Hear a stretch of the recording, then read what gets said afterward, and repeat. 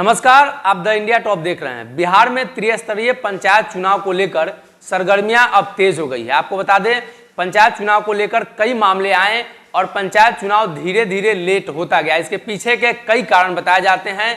पहला कारण ईवीएम का पेच फंसा था, जिस प्रकार से राज्य निर्वाचन आयोग और केंद्र निर्वाचन आयोग आपस में टकरा गई थी और ये मामला कोर्ट तक चला गया था। मामला था M3 ईवीएम मशीन को लेकर, जिसमें एनओसी नहीं दिए जाने के कारण निर्वाचन आयोग का यह कहना था कि जब तक ये एनओसी नहीं दिया जाएगा तब तक नए ईवीएम की खरीदारी नहीं होगी। आपको बता दें, राज्य निर्वाचन आयोग की तरफ से पैसा भी जारी कर दिया गया था, लेकिन इसी बीच कोरोना की दूसरी लहर भी आई और जिसकी वजह से पंचायत चुनाव को टाल देना पड़ा, क्योंकि पंचायत चुनाव में बड़े स्तर पर जन सेवकों की भागीदारी होती है। गांव और मोहल्ले में लोगों से मिलना जुलना होता है। इसको लेकर कोरोना के जो प्रकोप थे वो बढ़ सकते थे। इसको लेकर पंचायत चुनाव को टाल दिया गया। साथ ही साथ फिर बिहार में बाढ़ की आशंका जताई गई और हर साल जिस तरीके से बिहार का उत्तरी भाग बाढ़ से डूब जाता है, इसको लेकर अब लगातार बिहार में बाढ़ की समस्याएं बनी हुई है, जिसकी आशंका पहले ही जताई जा रही थी। अब आने वाले दिनों में पंचायत चुनाव को लेकर क्या कुछ अपडेट्स हैं और आज को लेकर क्या अपडेट्स हैं, हम आपको विस्तार से बताते हैं। बिहार में पहले चरण की पंचायत चुनाव की अधिसूचना आज जारी होगी और नामांकन कल से होगा। राज्य में त्रिस्तरीय पंचायत चुनाव के पहले चरण की चुनावी प्रक्रिया बुधवार से शुरू हो जाएगी। बुधवार को पहले चरण में चुनाव के लिए 10 जिलों के 12 प्रखंडों में फॉर्म 5 के अनुरूप जारी कर दिया गया है। इसके साथ ही गुरुवार को नामांकन की प्रक्रिया शुरू हो जाएगी।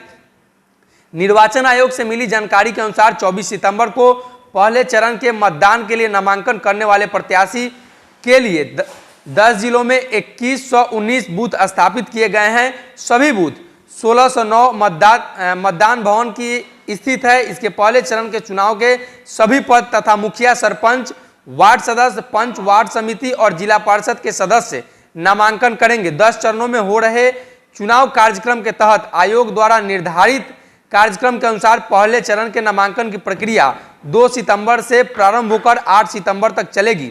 आपको बता दें, पहले चरण में 10 जिलों के 12 प्रखंड जहां मतदान होने हैं, उनमें रोहतास के दावत और संझौली, कैमूर के कुदरा प्रखंड, गया बेलागंज खिजरसराय है, नवादा का गोविंदपुर, औरंगाबाद का औरंगाबाद, जहानाबाद काको, अरवल सोनभद्र, वंशी और सूर्यपुर, मुंगेर के तारापुर, जमुई के सिकंदरा और बांका के धरे। आपको बता दें, पंचायत चुनाव को लेकर जितने भी प्रत्याशी मैदान में उतरने वाले हैं उन सभी के लिए आने वाले दिनों में अधिसूचना जारी हो जाएगी और साथ ही साथ आज ये तय हो जाएगा कि कौन कौन से लोग पंचायत चुनाव लड़ सकते हैं। इसके पहले अनेक तरह की खबरें आ रही थी कि महिलाएं चुनाव नहीं लड़ सकती हैं। वैसी महिलाएं जो नेपाल से जुड़ी हुई हैं, जिनकी शादी भारत में हुई है और नेपाल की मूल निवासी है, वो महिलाएं चुनाव नहीं लड़ सकती हैं। साथ ही साथ उन महिलाओं को चुनाव लड़ने पर भी रोक लगा दी गई है जो महिलाएं बिहार में सरकारी सेवाओं में शामिल है, यानी चाहे वो आंगनबाड़ी की सेवाएं में शामिल है